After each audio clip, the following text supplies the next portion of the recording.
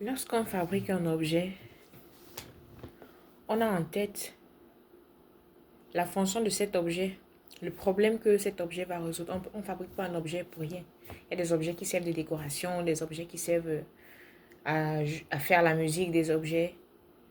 Maintenant, nous ne sommes pas en train de parler d'un objet, nous sommes en train de parler d'un être humain, de l'être humain que Dieu a créé. Quand le Créateur nous forgeait dans sa pensée, c'était pour que nous dominions la terre, pour que nous dominions, pardon, les oiseaux, tous les animaux qui rampent, les poissons, tout. En fait, toute sa création, que nous ayons la domination sur toute sa création. Donc, quand Adam a désobéi dans le jardin d'Éden, il est devenu inutile. C'est donc de ça que le Seigneur parlait quand il parlait de la mort. Si je fabrique un objet qui va me servir, par exemple, à rouler, un peu comme les roues d'une voiture, ça sert à rouler. Quand une roue ne peut plus rouler, on va dire qu'elle est morte. Donc, de la même façon, Adam, après sa désobéissance, s'est trouvé incapable d'assumer sa fonction première, c'est-à-dire la domination, de dominer sur tout ce que l'Éternel, son fabricant, avait nommé précédemment. Donc, c'est pour cette raison que le Seigneur a dit, le jour que tu vas désobéir, tu mourras certainement. Donc, tu ne serviras plus à rien. Donc, le rôle que tu étais censé faire, c'est-à-dire ta fonction, la raison de ta création, tu ne seras plus capable d'assumer. Donc, on voit ici que la mort d'Adam, c'était en fait la perte de la capacité de dominer. Et on est d'accord aujourd'hui que si tu vas en forêt, tu ne fais pas attention, tu vas te faire manger par un lion. Or, le lion était soumis à l'homme. Si tu t'amuses, un peu, si tu ne fais pas attention, là, la mer va t'avaler. Tu tombes dans l'eau, tu fais comme si tu es un poisson. Tu vas mourir, les poissons vont te manger. Pourtant, ce n'était pas pareil. Le Seigneur, quand il a créé chacun de ces éléments-là, des oiseaux du ciel, les poissons, les animaux qui rampent sur la terre, tout ce qui marche sur la terre, il a inscrit dans leur ADN qu'ils sont soumis à l'homme. Mais attention, pas à n'importe quel homme. Ils sont soumis à l'homme à l'état où il était, c'est-à-dire à l'état d'obéissance. Adam s'est dit que Adam n'a pas compris qu'il y aura des conséquences sur son vécu. Amen. Adam a perdu le pouvoir, il a perdu l'autorité. Voilà pourquoi tu t'abuses aujourd'hui, comme je disais tantôt, le lion va te manger. C'est-à-dire, tu n'as pas pu respecter ton créateur. Ça veut dire que tu as perdu ton pouvoir. Tu as perdu cette autorité-là. Amen. Tu n'as plus de valeur. Voilà pourquoi on dit aux gens que quand tu n'as pas Jésus-Christ dans ta vie, quand tu n'as pas accepté Jésus-Christ dans ta vie, tu es comme un poulet. Ils ne veulent pas croire. Tu es comme un poulet. Et puis, il ne suffit pas d'accepter Jésus-Christ. Il suffit aussi d'aimer Jésus-Christ. Amen. Et il précise que celui qui m'aime, c'est celui qui fait ma volonté. C'est pas pour rien qu'il dit ça. Hein. C'est pas pour rien qu'il dit que celui qui m'aime, c'est celui qui fait ma volonté. Pourquoi? Parce que si tu fais la volonté de Jésus-Christ, eh bien, tu vas rentrer dans le royaume de Dieu. Tu vas être compté comme citoyen des cieux. Et en tant que citoyen des cieux, tu as récupéré ton pouvoir que tu avais avant qu'Adam ne désobéisse. Souviens-toi que la parole de Dieu appelle Jésus-Christ le second Adam. C'est-à-dire il est venu faire bien ce que le premier Adam avait mal fait. Amen. Il est venu rectifier ce que le premier Adam avait causé comme erreur.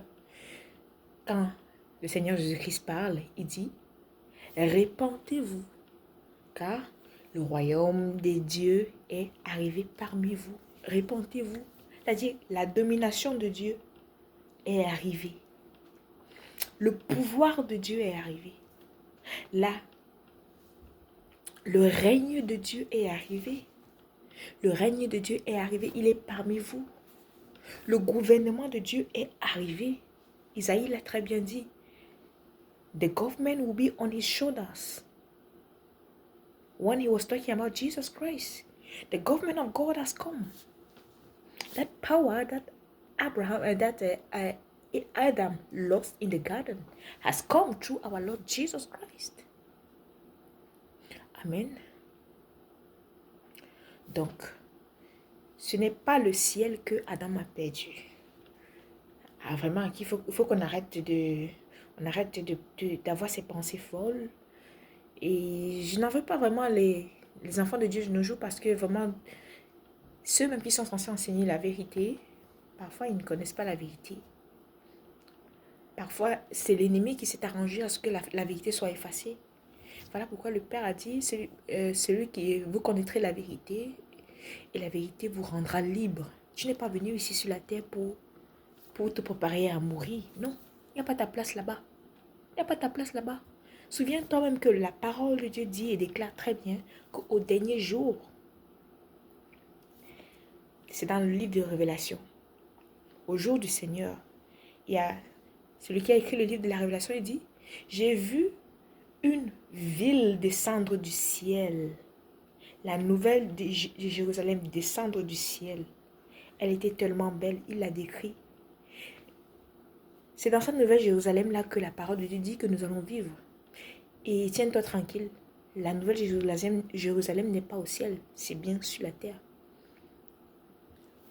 Quoique, cette terre sera pliée comme on plie un journal, sera roulée, ira ailleurs, puis il y aura une nouvelle terre. À aucun endroit, la parole de Dieu ne dit que tu vas mourir, tu vas aller au ciel. Amen. Le ciel là, c'est pour Dieu, ce n'est pas pour toi, ce n'est pas pour nous, pas pour les enfants de Dieu. C'est vrai qu'il y a l'endroit qu'on appelle the bosom of Abraham.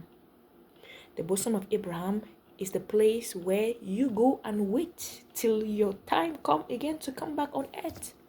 It's not heaven. It's not heaven. Dans la pensée de l'Éternel, il était question qu'on ne meurt jamais. On est censé vivre. C'est-à-dire que tu peux visiter le ciel quand tu veux là. Quand tu vois ton père, tu visites le ciel. Juste avant qu'Adam ne perde cette autorité-là.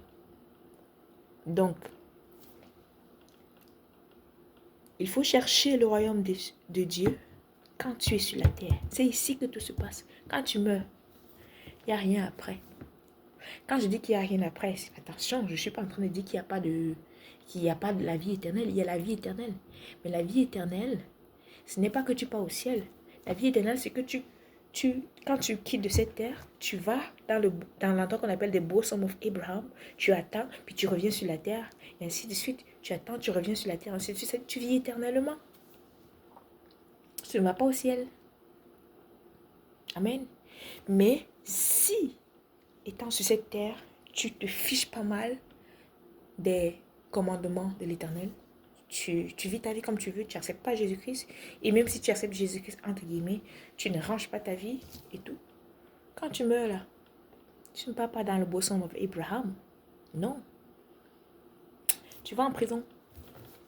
Tu pars en prison. Ce qu'on appelle la prison là, ça existe. Ça n'existe pas seulement sur la terre, ça existe même après là. La prison là, ça existe. Et ce qui se passe en prison ici là, c'est pire que ça qui se passe en prison de l'autre côté, si tu vois ce que je veux dire. Amen. Tu ne vas pas au ciel, mon frère, ma soeur. Souviens-toi que le Seigneur Jésus-Christ a aussi dit que je vais faire la volonté de mon Dieu, la volonté de celui qui m'a envoyé. Quand il fait encore jour, quand je suis encore sur la terre, il faut que je fasse parce que les morts sont morts et oubliés. Parce que dans la nuit, on ne peut rien faire. Quand tu quittes de la terre, là, on dit que tu es dans la nuit. Mais si tu étais enfant de Dieu et que tu appartenais au royaume de Dieu quand tu es sur la terre, tu es dans la nuit, oui, mais tu n'es pas mort. Tu te reposes. Amen. Tu te reposes. Tu te reposes pour revenir après sur la terre. Parce que ta vie est, you have everlasting life. Ta vie est éternelle. Il est temps que les enfants de Dieu arrive à la compréhension de la vérité, qu'il cherche ce que la Bible dit, qu'il cherche la vérité de l'évangile, qu'il cherche la vérité de l'évangile. On n'est pas venu sur la terre pour se préparer à mourir ensuite. On est venu pour dominer. C'est notre Dieu qui a créé cette terre-là. Il a créé ça pour nous. Parce qu'il a dit, vous allez dominer la terre. Il n'a pas dit, vous allez dominer le ciel. Ou que vous allez venir au ciel rester à côté de moi. Il nous appelle les rois. Il n'y a pas plusieurs rois dans un royaume.